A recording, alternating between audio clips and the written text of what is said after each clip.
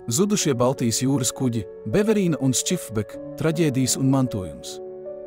Zvejas kuģis Beverīna bija Latvijas zvejniecības flotē ietilpstošs kuģis, kas darbojās Baltijas jūrā. Tā galvenais uzdevums bija zvejas operācijas, kurās kuģis piedalījās, iegūstot zivis un pārtransportējot tās uz ostām pārstrādē un tirdzniecībai.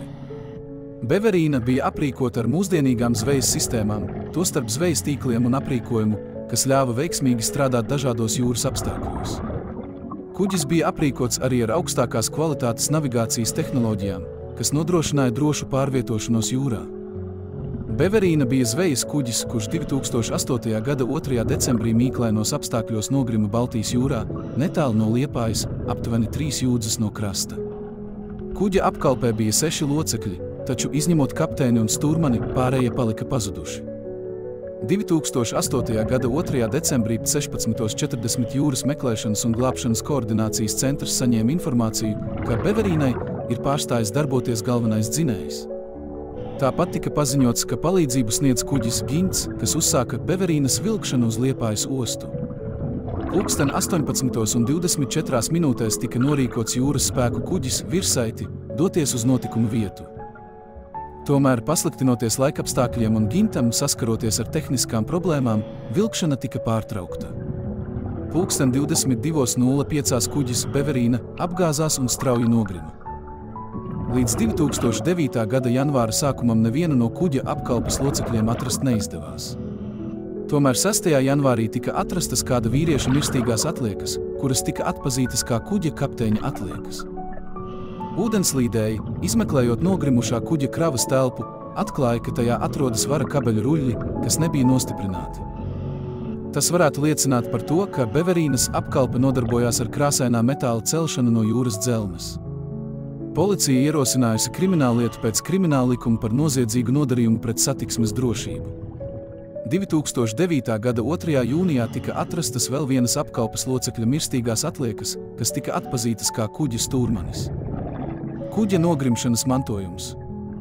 Pēc Beverīnas nogrimšanas kuģis kļuva par daivingu cienīgu apskates objektu. Tā nogrimšana Baltijas jūrā netālu no Liepājas krasta piesaista ne tikai jūrniecības entuziastus, bet arī daivingu fanus, kuri vēlas aplūkot kuģa vraku. Tas ir kļuvis par simbolu ne tikai traģēdijai, bet arī par vēstures liecinieku. Kuģa vraks tagad ir ne tikai atmiņas par zaudēto kuģi, bet arī kā unikāls objekts, ko pēta daivingu komandas, kas pievērš uzmanību tā vēsturiskajai nozīmei un ietekmei uz jūrniecības drošību.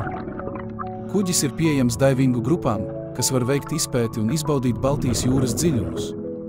Šis vraks ir kļuvis par daļu no Latvijas jūras mantojuma, kas piedāvā dziļu un noslēpumainu skatījumu uz notikumiem, kas aizēnoja vienu no Latvijas jūrniecības traģiskākajiem brīžiem. Tādējādi Beverīna tagad ir ne tikai jūrnieku atmiņu simbols, bet arī vēsturisks objekts, kas ļauj dziļāk izprast jūras bīstamību un tās ietekmi uz cilvēkiem, kas tajā strādā. Ja tev patīk tas, ko mēs darām, neaizmirsti piesakot mums visos sociālajos tīklos MeTowDiver. Tavi atbalsti palīdz mums turpināt radīt jaunu un aizraujošu saturu.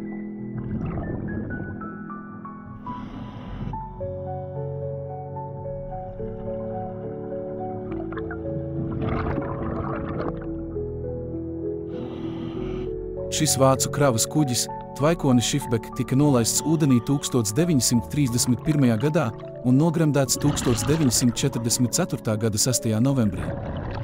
Tehniskie dati. Īpašnieks Kenhara un Burčard Natfolger, reģistrācijas numurs DHUR, dzimtā osta Hamburga, garums 90 metri, platums 13,5 metri, maksimālais ātrums 11 mezgli. Kuģu būvētava Lubeckier Mašķinenbau Gesellschaft, Lībeka. Nogremdēšana. 1944. gada 6. novembrī Šķifbek uzbrauca gaisa nomestai mīnai un nogrima pie Liepājas. Tā bija nozīmīga piegāde vācu karaspēkam Kurzemē, Kurzemes katla aizstāvjiem.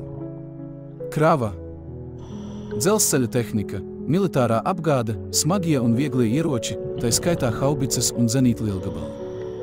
Pēc kara daļa kravas tika izcelta no vraka. Otrā pasaules kara konteksts. Visvaldis Lācis savā grāmatā Kurzeme 1944, 1945 raksta. Tvaikoņa Šifbeka zaudējums bija sāpīgs trieciens Ziemeļu armiju grupai. Tā krāva, ieroči un munīcija bija kritiski nepieciešami Kurzemes aizstāvju artilērijas spēju uzlabošanai.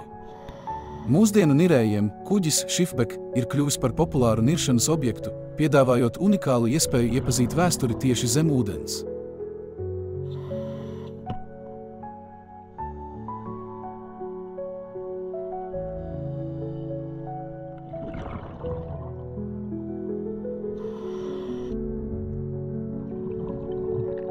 Ja tev patīk tas, ko mēs darām, neaizmirsti piesakot mums visos sociālajos tīklos Mītau Daiveri.